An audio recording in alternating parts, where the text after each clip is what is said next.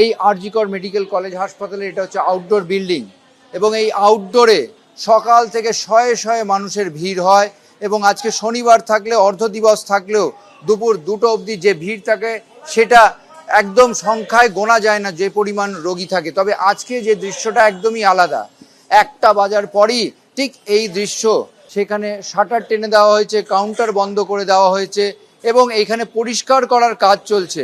এই হাসপাতালে যাতে রোগী পরিষেবা কোনোভাবে ব্যাহত না হয় তার জন্য ইতিমধ্যে হাসপাতাল কর্তৃপক্ষের তরফ থেকে সমস্ত কর্মীদের ছুটি বাতিল করা হয়েছে এবং তাদেরকে বলা হয়েছে যে তারা যেন কাজে যোগ দেয়। যারা প্রফেসর রয়েছেন, মেডিকেল অফিসার রয়েছেন, তাদের দিয়ে পরিস্থিতি সামাল দেওয়া হচ্ছে।